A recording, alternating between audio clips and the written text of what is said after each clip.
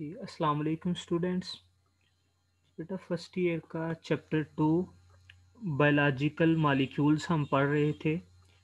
तो हमने biological molecules की दो इम्पोर्टेंट कैटेगरीज कार्बोहाइड्रेट्स और लिपिड्स को डिस्कस कर लिया था। और आज हम थर्ड मेन और वेरी इम्पोर्टेंट कैटेगरी प्रोटीन्स को डिस्कस करने जा रहे हैं। तो प्रोटीन्स की बेटा फर्स्ट ऑफ ऑल हम इनको बेसिक सा इनका इंट्रोडक्शन देखेंगे। फिर प्रोटीन्स की क्यों इम्पोर्टेंट हैं, ठीक है, लिविंग ऑर्गेनिजम्स के लिए इनकी क्या अहमियत है उसकी बात करेंगे। और लास्ट पे बेटा आज के इस लेक्चर में हम इनकी कंपोजिशन की बात करेंगे कि प्रोटीन्स की जो तरकीब है वो क्या है, प्रोटीन्स किन चीज़ों से मिलकर बनती हैं। तो चलें जी, फर्स्ट ऑफ ऑल बेटा प्रोटीन्स की डेफिनेशन से ही स्टार्ट करते हैं। तो अगर प्रोटीन्स के बारे में आपसे कोई पूछ लेता है कि व्हाट आर प्रोटीन्स, तो आप उसे क्या बताएंगे कि ये एक तरह के बायोमॉलिक्यूल्स हैं, ये एक तरह के बायोमॉलिक्यूल्स हैं which are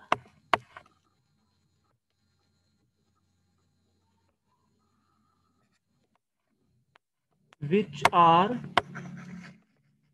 polymers of amino acids, जो कि क्या हैं, अमाइनो एसिड्स के पॉलीमर्स हैं। पॉलीमर का मायने होता है बेटा, पोली का मतलब होता है मैनी और मर यानी कि यूनिट्स, यानी कि जिनमें अमाइनो एसिड्स के बहुत सारे यूनिट्स आपस में एक दूसरे के साथ ज्वाइंड होंगे, एक दूसरे के साथ मिले होंगे। Which perform a number of efficient functions in living organisms, in living organisms के प्रोटीन्स बेटा हमारे पास क्या हैं, ये वो बायोमॉलिक्यूल्स हैं which are polymers of amino acids, जो कि अमाइनो एसिड्स के पॉलीमर्स हैं and performing a number of efficient functions in living organisms. और लिविंग ऑर्गेनिजम्स में ये बहुत सारे बेहतर काम जो है, बेहतर अफ़ाल जो हैं उनको सरंजाम दे रहे हैं। तो ये तो बेटा प्रोटीन्स की एक दो तीन लाइन की डेफिनेशन हो गई। अभी इनको प्रॉपर हम स्टार्ट करते हैं। तो फर्स्ट ऑफ ऑल बेटा उसने आपकी बुक में इनकी इम्पोर्टेंस को शो करने के लिए कुछ पॉइंट्स बताए हैं कि जो प्रोटीन्स हैं ये लिविंग ऑर्गेनिजम्स के सेल्स में सबसे ज्यादा कसरत में पाए जाने वाले ऑर्गेनिक कंपाउंड है। अबंडेंट यानी कि मोस्ट अबंडेंट, ज्यादा कसरत में पाए जाते हैं, ज्यादा कंसंट्रेशन में ये पाए जाते हैं। And they make up 50% of dry weight of cell, यानी कि सेल का बेटा जो टोटल वेट है ना ड्राई सेल का वाटर के अलावा, तो उसका ये 50% कंपोज करते हैं। और तकरीबन तमाम सेल्स में बेटा ये पाई जाती हैं। और सेल्स आगे सेल के तमाम हिस्सों में भी ऑलमोस्ट ये पाई जाएंगी। And they are performing various functions, और मुख्तलिफ अफ़ाल की ये सरंजामदही कर रही हैं लिविंग ऑर्गेनिजम्स की बॉडी में। तो यहां पे बेटा कोई अगर आपसे पूछ ले कि why proteins are important for living organisms, की अभी हमने बात की कि लिविंग ऑर्गेनिजम्स के सेल्स में ये सबसे ज्यादा पाए जाने वाले ऑर्गेनिक कंपाउंड हैं। फिर उसके बाद तमाम सेल्स में पाई जाती हैं, फिर सेल के आगे तकरीबन तमाम हिस्सों में भी पाई जाती हैं। और ड्राई वेट जो सेल का है उसका तकरीबन 50% ये बनाती हैं। तो क्यों ये इतनी ज्यादा इंपॉर्टेंट है, ठीक है, कौन सी चीज या कौन से करेक्टरिस्टिक्स या कौन सी प्रॉपर्टीज जो हैं वो इनको इतना ज्यादा इंपॉर्टेंट बना रही हैं, why these are so important. तो ये बेटा इनके फंक्शंस से हम इनका अंदाजा लगाएंगे। जब हम इनके फंक्शंस को देखेंगे तो फिर हमें अंदाजा हो जाएगा कि ये इतनी इंपॉर्टेंट क्यों है। तो पहला पॉइंट बेटा इनकी इंपॉर्टेंस की तरफ जो इशारा करता है वो क्या है कि they build structures in cell. कि सेल के अंदर जो डिफरेंट स्ट्रक्चर्स हैं वो प्रोटीन्स बना रही हैं। जैसा कि बेटा सेल मेम्ब्रेन के अंदर प्रोटीन्स पाई जाती हैं। जब हमने सेल मेम्ब्रेन का स्ट्रक्चर पढ़ा था चैप्टर 4 में, तो वहां पे आपको मैंने बताया था कि जो according to fluid mosaic model cell membrane के अंदर इंट्रिंसिक और एक्सट्रिंसिक प्रोटीन्स थी, वो सेल मेम्ब्रेन बना रही थी। इसके अलावा बेटा जितनी भी मेम्ब्रेन बाउंडेड ऑर्गेनेलीज हैं, मेम्ब्रेन बाउंडेड ऑर्गेनेलीज जो हैं, उनकी जो मेम्ब्रेन्स हैं उनको प्रोटीन्स बना रही हैं। फिर अगर राइबोसोम्स की बात की जाए तो राइबोसोम्स को बेटा स्पेसिफिक प्रोटीन्स बना रही हैं। ठीक है, मसलन हमने पढ़ा था कि ribosomes are also called as ribonucleoprotein complexes. तो प्रोटीन्स की मौजूदगी की वजह से और राइबोसोमल आरएनए की मौजूदगी की वजह से उनको ये नाम दिया गया था। तो यानी कि ये जो प्रोटीन्स हैं बेटा, ये एक सेल के अंदर मुख्तलिफ साख्तों को तमीर कर रही हैं। जैसा कि सेल मेम्ब्रेन, जो प्लाज्मा मेम्ब्रेन है, आउटर बाउंड्री, उसको बनाएंगी। ठीक है, और अकॉर्डिंग टू रिसर्च बेटा ये भी मालूम हुआ है कि सेल वाल के अंदर भी मुख्तलिफ तरह की प्रोटीन्स जैसा कि एक्सटेंसिन्स वगैरह पाई जाती हैं। फिर जो मेम्ब्रेन बाउंडेड ऑर्गेनेलीज हो गई, उनकी जो मेम्ब्रेन्स होती हैं जैसा कि माइटोकॉन्ड्रिया, क्लोरोप्लास्ट वगैरह, उनके अंदर प्रोटीन्स पाई जाती हैं। फिर उसी तरह अगर राइबोसोम्स जो कि नॉन मेम्ब्रेनस ऑर्गेनेलीज हैं, वो भी प्रोटीन्स पर मुश्तमिल हैं। ये एक पॉइंट हो गया। दूसरा पॉइंट बेटा अगर हम बात करें तो जितने भी एंजाइम्स हैं वो सारे तकरीबन प्रोटीन्स हैं। ठीक है, और ये एंजाइम्स बेटा हमारे मेटाबॉलिज्म को कंट्रोल कर रहे हैं। अगर ये एंजाइम्स ना होते तो क्या मेटाबॉलिज्म हो सकता था? क्या जो different metabolic reactions living organisms के सेल्स में या बॉडी में हो रहे हैं, क्या वो वकूअ पजीर हो पाते? It was impossible without proteins. तो इंजाइम्स भी प्रोटीन्स हैं बेटा। तो ये पॉइंट भी है, क्या बता रहा है कि इसी वजह से तो प्रोटीन्स इतनी इंपॉर्टेंस की हामिल है। मसलन आपने बेटा डिफरेंट किस्म के इंजाइम्स पढ़े, जैसा कि सलाइवरी अमाइलेज था,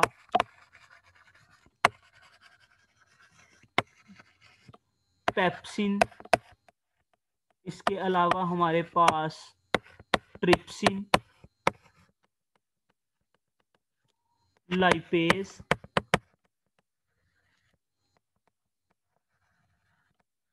काइमोट्रिप्सिन, माइलोप्सिन, इसके अलावा बेटा ग्लाइकोलिसिस के डिफरेंट एंजाइम्स, फिर क्रेब्स साइकिल के डिफरेंट एंजाइम। ठीक है, तो ये सारे एंजाइम्स अगर ना होते तो क्या लिविंग ऑर्गेनिजम्स बेटा अपनी लाइफ गुजार सकते थे? नहीं। तो इंजाइम्स का भी प्रोटीनेशियस नेचर रखना, प्रोटीन्स की जो यूनिकनेस है, ये इसको एक्सप्लेन कर रहा है कि प्रोटीन्स इतनी मुनफरद क्यों हैं, प्रोटीन्स को इतनी अहमियत का हामिल क्यों करार दिया गया है। फिर इसके अलावा बेटा अगर हम देखें तो डिफरेंट प्रोटीन्स जो हैं ये लिविंग ऑर्गेनिजम्स की बॉडी में कैरियर्स का या ट्रांसपोर्टर्स का काम करती हैं। जैसा कि हीमोग्लोबिन जो कि हायर एनिमल्स के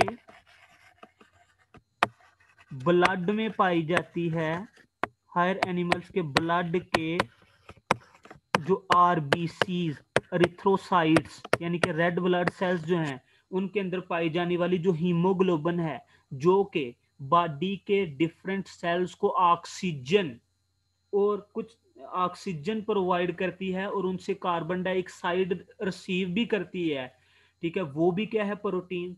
ठीक है, इसी तरह बेटा मायोग्लोबिन जो थी, जो कि मसल सेल्स के अंदर ऑक्सीजन को ट्रांसपोर्ट कर रही थी या स्टोर कर रही थी, that is also a protein. तो इसी तरह कुछ ऐसी प्रोटीन्स भी हैं जो बेटा लिपर्स वगैरह को या मेटल आयंस को कैरी करती हैं, जैसा कि लिपोप्रोटीन्स हो गई। ठीक है, तो इसी तरह फोर्थ पॉइंट में हम बात करेंगे कि कुछ ऐसी प्रोटीन्स भी हैं जो लिविंग ऑर्गेनिजम्स को माइक्रोब्स यानी कि जो डिजीज काजिंग एजेंट्स हैं उनके खिलाफ डिफेंस प्रोवाइड करती हैं, और उन प्रोटीन्स को हम एंटीबॉडीज या इम्यूनोग्लोबिन्स कहते हैं, जैसे कि IgE, IgG एक्सेट्रा। तो ये डिफरेंट किस्म की बेटा एंटीबॉडीज हैं, ये भी क्या है, प्रोटीन्स हैं, और ये हमारे इम्यून सिस्टम के एक तरह से सोल्जर्स हैं, इम्यून सिस्टम के फौजी हैं, जो क्या करेंगे कि हमारी बॉडी को डिफेंस प्रोवाइड करेंगे, दफा प्रोवाइड करेंगे, किसके मुतल्लिक, किससे रिलेटेड, डिफरेंट किस्म के जो फॉरेन एजेंट्स हैं, जैसे कि बैक्टीरिया हो गए, वायरसेस हो गए, उनके खिलाफ ये हमारी बॉडी को डिफेंस प्रोवाइड करेंगी। इसी तरह बेटा बहुत कुछ ऐसी प्रोटीन्स भी हैं कि जो हमारी बॉडी में ब्लड क्लॉटिंग में अपना रोल प्ले करेंगी। यानी कि अगर बेटा कोई कट वगैरह हमारी स्किन पे लग जाता है, तो अगर कोई ब्लड वेसल वहां से कट जाएगी, तो उस ब्लड वेसल से खून बहना शुरू हो जाएगा, और अगर वो खून उसी तरह बहता रहेगा, तो फिर तो जिस्म के अंदर जो 5 लीटर खून है वो तो वैसे ही जाया हो जाएगा। तो फिर उस ब्लड लॉस को बचाने के लिए हमारी बॉडी के अंदर कुछ ऐसी प्रोटीन्स हैं कि जो ब्लड का क्लॉट बना देंगी जो वाउंडेड एरिया है उसके ऊपर, ताकि वेसल के अंदर से मजीद खून ना बह सके, और वो वाउंड हीलिंग में भी अपना रोल प्ले करेगी। तो इसमें बेटा डिफरेंट किस्म की प्रोटीन्स हैं, जैसा कि हमारे पास प्रोथ्रोम्बिन है,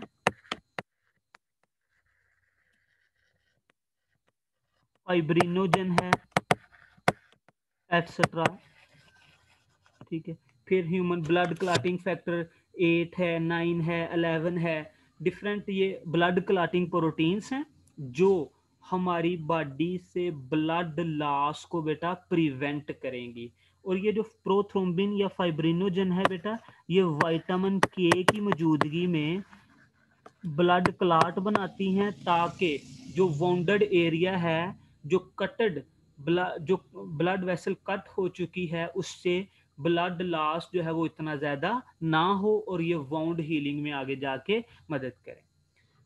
उसके बाद बेटा डिफरेंट प्रोटीन्स जो हैं, ये हमारी बॉडी के डिफरेंट पार्ट्स की मूवमेंट में अपना रोल प्ले करती हैं। जैसा कि अगर मसल्स की बात की जाए, तो हमारे मसल्स के बेटा जो फिलामेंट्स हैं, जो मसल्स की कंट्रैक्शन में अपना रोल प्ले करते हैं, और फिर उस कंट्रैक्शन की वजह से हम लिखते हैं, भागते हैं, चलते हैं, फिरते हैं, खाना बनाते हैं। वो फिलामेंट्स भी असल में किसके बने हैं, प्रोटीन्स के। जैसा कि उन फिलामेंट्स में बेटा एक्टिन प्रोटीन है, उन फिलामेंट्स में मायोसिन प्रोटीन है, उन फिलामेंट्स में ट्रोपोमायोसिन है, उन फिलामेंट्स में बेटा ट्रोपोनिन है, उन फिलामेंट्स में बेटा नेक्टिन है। तो अगर ये प्रोटीन्स ना होती, तो ये मायोफिलामेंट्स यानी कि जो मसल्स के फिलामेंट्स हैं ये ना बनते। ये फिलामेंट्स अगर ना होते तो मसल्स कंट्रैक्ट और रिलैक्स नहीं कर सकते थे, और अगर मसल्स की कंट्रैक्शन और रिलैक्सेशन ना होती, तो हमारी बॉडी की बेटा मूवमेंट्स भी जो है वो ना हो सकती थी। इसके अलावा बेटा जब सेल डिवीजन के दौरान क्रोमोसोम्स की सेपरेशन होती है, क्रोमोसोम्स एक दूसरे से सेपरेट होंगे, तो उन सेपरेटेड क्रोमोसोम्स की जो मूवमेंट है अपोजिट पोल्स की तरफ, यानी कि लेट्स सपोज बेटा ये माइटोसिस में जब मेटाफेज प्लेट पे इस तरह से क्रोमोसोम्स अरेंज होते हैं, तो इन क्रोमोसोम्स में से ये जो दो दो मैंने बनाए हैं, इन दो में से हर एक एक को अपोजिट पोल्स, यानी कि यहाँ पे और यहाँ पे, ये जो फाइबर्स जिनको अभी मैं हाईलाइट कर रहा हूँ, ये जो ग्रीन कलर में हाईलाइट कर रहा हूँ, ये जो फाइबर्स लेके आती हैं, these are also composed of proteins. ये वही बेटा माइक्रोट्यूब्यूल्स हैं। और माइक्रोट्यूब्यूल्स किसकी बनी थी? ट्यूबुलिन प्रोटीन की। किसकी थी? ट्यूबुलिन प्रोटीन की। तो अगर ट्यूबुलिन प्रोटीन ना होती तो माइक्रोट्यूब्यूल्स ना बनती, और अगर माइक्रोट्यूब्यूल्स ना बनती तो फिर क्रोमोसोम्स जो है वो डिवीजन के दौरान सेपरेट होके अपोजिट पोल्स की तरफ मूव ना करते। तो ये सारी चीजें बेटा हमें क्या बता रही हैं कि अगर हम कहते हैं कि प्रोटीन्स लिविंग ऑर्गेनिजम्स में अबंडेंट ऑर्गेनिक कंपाउंड्स हैं, तो ये बात वाकई ही ठीक है। इनके ये जो डिफरेंट फंक्शंस हैं, जो यूनिक और डिस्टिंग्विशिंग किस्म के, यही इनको इतना ज्यादा इंपॉर्टेंस का हामिल बना रहे हैं। तो पेपर में बेटा वो 2 नंबर का आपको शॉर्ट क्वेश्चन भी पूछ सकता है जी, कि proteins are most abundant compounds in living organisms, justify it. या वो इस तरह से पूछेगा कि write down any 4 functions of protein, तो फिर आप इनको डिस्कस कर देंगे। उसके बाद बेटा अगर प्रोटीन्स की कंपोजिशन को हम पढ़ें, फंक्शंस की बात हमने कर ली, फिर इनका बेसिक्स इंट्रोडक्शन ले लिया। अभी बात करते हैं प्रोटीन्स की कंपोजिशन की, कि इनकी तरकीब क्या है, ये किस चीज की बनी होती हैं। तो प्रोटीन्स को बेटा अगर देखा जाए तो these are polymers of amino acids. Polymers कहते हैं बेटा लॉन्ग चेन्स को, ठीक है, लॉन्ग चेन्स। पोली का मतलब मैनी, मर मतलब यूनिट, यानी कि ये लॉन्ग चेन्स हैं जिसमें बहुत सारे यूनिट्स जुड़े होंगे। किसके यूनिट्स? अमाइनो एसिड्स के, ठीक है। तो कहते हैं कि इनमें तकरीबन चंद एक से लेके तकरीबन 3000 अमाइनो एसिड्स एक प्रोटीन के अंदर मौजूद हो सकते हैं, और माइट भी पॉसिबल इससे ज्यादा भी हों। और फिर अगर अमाइनो एसिड की बेटा बात की जाए, व्हाट इज अमाइनो एसिड, ये कौन सी बला है? तो अमाइनो एसिड जो है बेटा, ये एक तरह का ऑर्गेनिक कंपाउंड है जिसमें कार्बन, हाइड्रोजन, नाइट्रोजन और ऑक्सीजन होगी। और कुछ अमाइनो एसिड्स में बेटा सल्फर भी होती है, ठीक है, जैसा कि सिस्टीन हो गया, उनमें सल्फर भी होगी। तो ये एक अमाइनो एसिड का बेटा हमारे पास जनरल फार्मूला है कि ये एक कार्बन, इस कार्बन के एक तरफ कार्बोक्सिलिक ग्रुप, ठीक है, COOH, और दूसरी तरफ अमाइनो ग्रुप NH2। कार्बन के बेटा टोटल 4 बॉन्ड होते हैं ना, इसकी वैलेंसी 4 है। तो एक बॉन्ड इसने बना लिया कार्बोक्सिलिक ग्रुप के साथ, दूसरा बॉन्ड इसने बना लिया अमाइनो ग्रुप के साथ, पीछे 2 रह गए। तीसरा ये बना लेगी बेटा हाइड्रोजन के साथ, और चौथा ये बना लेगी आर के साथ। What is are? आर यहाँ पे बेटा हाइड्रोजन भी हो सकता है, आर यहाँ पे कोई कार्बन चेन भी हो सकती है, अल्काइल ग्रुप जिसे कहते हैं बेटा, अल्काइल ग्रुप हो सकता है, ठीक है। फिर ये बेटा कोई अराइल ग्रुप भी हो सकता है। तो आर यहाँ पे हाइड्रोजन हो सकता है, अल्काइल ग्रुप हो सकता है, अराइल ग्रुप हो सकता है। तो ये बेटा मैंने आप लोगों को अमाइनो एसिड का जनरल फार्मूला बताया कि एक कार्बन होगी जिसको अल्फा कार्बन कहा जाता है, इसके साथ कार्बन के टोटल 4 बॉन्ड बनाती है ये। एक बॉन्ड ये बनाएगी कार्बोक्सिल ग्रुप के साथ, दूसरा बनाएगी ये अमाइनो ग्रुप के साथ, तीसरा बनाएगी ये हाइड्रोजन के साथ, और चौथा बनाएगी ये आर के साथ। आर हाइड्रोजन हो सकता है, अल्काइल ग्रुप हो सकता है, आर जो है बेटा ये अराइल ग्रुप भी हो सकता है। फिर उसके बाद बेटा वो कहता है कि अमाइनो एसिड तकरीबन जो आज तक डिस्कवर हो चुके हैं वो तकरीबन 170 के लगभग इतने अमाइनो एसिड्स डिस्कवर हो चुके हैं, और तकरीबन 25 ऐसे हैं जो प्रोटीन्स फॉर्मेशन में इन्वॉल्व होते हैं, यानी कि जो प्रोटीन्स बनाते हैं। और उन 25 में से भी 20 ऐसे हैं जो मोस्ट ऑफ दी प्रोटीन्स में कॉमन होंगे, यानी कि जो ज्यादातर प्रोटीन्स को बनाएंगे।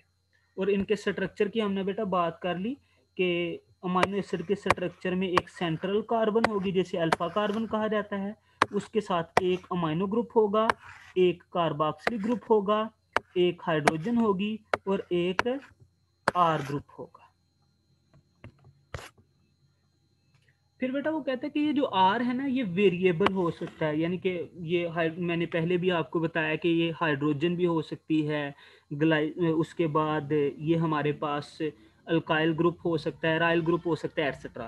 तो यहाँ पे वो एग्जाम्पल के तौर पे बता रहा है जी कि मसलन ग्लाइसिन अमाइनो एसिड है एक, तो अगर ग्लाइसिन की बात की जाए तो ग्लाइसिन के केस में क्या है कि आर हाइड्रोजन है, यानी कि इस तरह से कार्बन होगी अल्फा, उसके एक तरफ कार्बोक्सिलिक ग्रुप, एक तरफ अमाइनो ग्रुप, तीसरी तरफ हाइड्रोजन, और चौथी तरफ जो आर था उसकी जगह भी अगर हाइड्रोजन हो तो इस अमाइनो एसिड को बेटा हम कहेंगे ग्लाइसिन।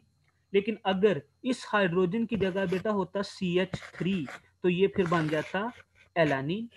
तो इसी तरह फिर बेटा हर अमाइनो एसिड में ये जो आर है, ठीक है, ये डिफरेंट होगा।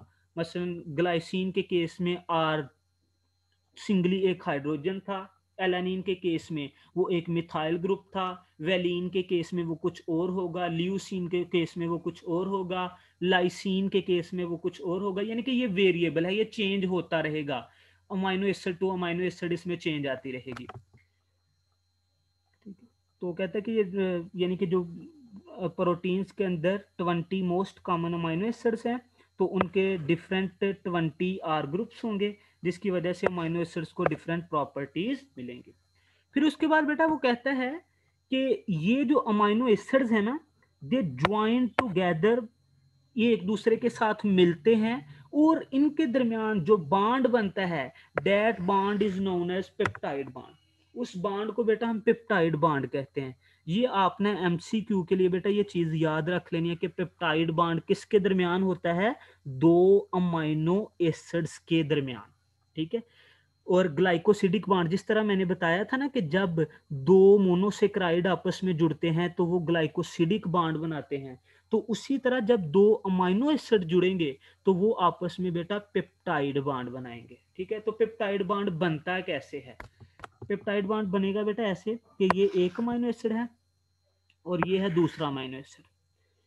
होगा क्या कि एक अमाइनो एसिड का कार्बोक्सिलिक ग्रुप और दूसरे का अमाइनो ग्रुप आपस में बांड बनाएंगे, ठीक है। एक अमाइनो एसिड का कार्बोक्सिलिक ग्रुप और दूसरे का बेटा अमाइनो ग्रुप, ये आपस में बांड बनाएंगे। मसलन कैसे कि पहले का बेटा ये जो कार्बोक्सिलिक ग्रुप था ना, वन अमाइनो एसिड का जो कार्बोक्सिलिक ग्रुप था, इसमें से ये जो हाइड्रोक्सिल ग्रुप है ये, और दूसरे अमाइनो एसिड का जो अमाइनो ग्रुप है इसमें से एक हाइड्रोजन, ये आपस में जुड़ेंगे और यहां से वाटर की शक्ल में रिमूव हो जाएंगी। पीछे क्या होगा कि इस नाइट्रोजन का एक बांड खाली हो जाएगा। वैसे जब बेटा आप इसको निकाल देंगे तो इस नाइट्रोजन का एक बांड खाली रह गया और कार्बन का भी एक बांड खाली रह गया। तो अभी जब कार्बन और नाइट्रोजन आपस में जुड़ जाएंगी तो उनके जुड़ने से जो बांड बनेगा उसको बेटा हम क्या कहेंगे, पेप्टाइड बांड। तो दोबारा सुनिए, पेप्टाइड बांड में बेटा क्या हुआ कि दो अमाइनो एसिड्स आपस में जुड़ते हैं, दो अमाइनो एसिड्स आपस में जुड़ेंगे कैसे कि एक अमाइनो एसिड का जो कार्बोक्सिलिक ग्रुप है और दूसरे का जो अमाइनो ग्रुप है ये आपस में बांड बनाएंगे।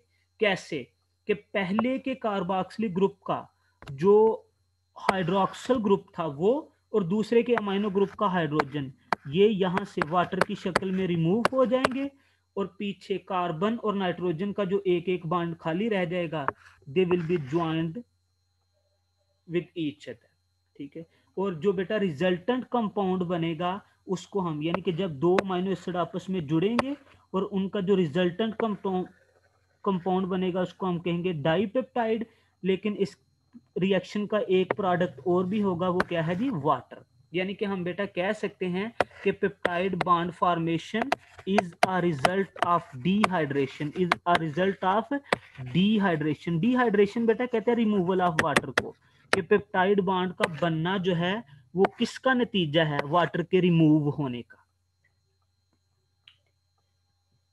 इसी तरह बेटा अमाइनो एसिड जब डाइपेप्टाइड बनेगा उसके बाद एक और अमाइनो एसिड आके मिल जाएगा, फिर ट्राईपेप्टाइड, फिर एक और मिल जाए टेट्रा, फिर और मिल जाए तो पॉलीपेप्टाइड। और आस्ता आस्ता बेटा जब बहुत सारे अमाइनो एसिड आपस में जुड़ जाएंगे तो उनसे जो पॉलीपेप्टाइड चेन बनेगी, पॉली का मतलब मैनी, पेप्टाइड का मतलब बांड, यानी कि जब बहुत सारे पेप्टाइड बांड्स वाली एक पूरी लंबी चेन बन जाएगी उसको हम क्या कहेंगे फिर जी, प्रोटीन, ठीक है।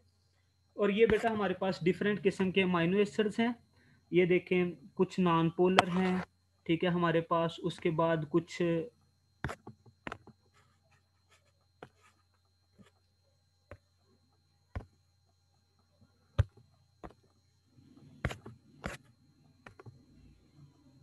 देखिए हमारे पास बेटा कुछ नॉन पोलर हैं, कुछ चार्ज्ड हैं, कुछ पॉजिटिव चार्ज हैं, कुछ नेगेटिव चार्ज हैं, कुछ पोलर हैं। तो आपकी बुक में इस तरह इनको एक्सप्लेन नहीं किया गया और ना ही आपको याद रखने की ज़रूरत है। जस्ट 3-4 के आप लोगों को नाम याद होने चाहिए, जिसमें ग्लाइसिन के बारे में अभी हमने पढ़ा है, एलानिन के बारे में पढ़ा है। 1-2 आप नाम और याद रख लें, ठीक है। तो this was all about a basic introduction of proteins. पहले हमने बेटा इनको डिफाइन किया कि हम प्रोटीन्स को डिफाइन कैसे करेंगे। फिर हमने इनकी इम्पोर्टेंस को डिस्कस किया कि why proteins are so important. फिर तीसरा बेटा हमने बात की कि इनकी कंपोजिशन कैसी होगी एट्सेट्रा। तो नेक्स्ट लेक्चर में बेटा हम बात करेंगे स्ट्रक्चर ऑफ प्रोटीन्स, कि प्रोटीन्स के जो 4 तरह के स्ट्रक्चर हैं वो कैसे होंगे, उनमें क्या डिफरेंसेस होंगे, ये हम नेक्स्ट लेक्चर में बात करेंगे। Thank you so much ji.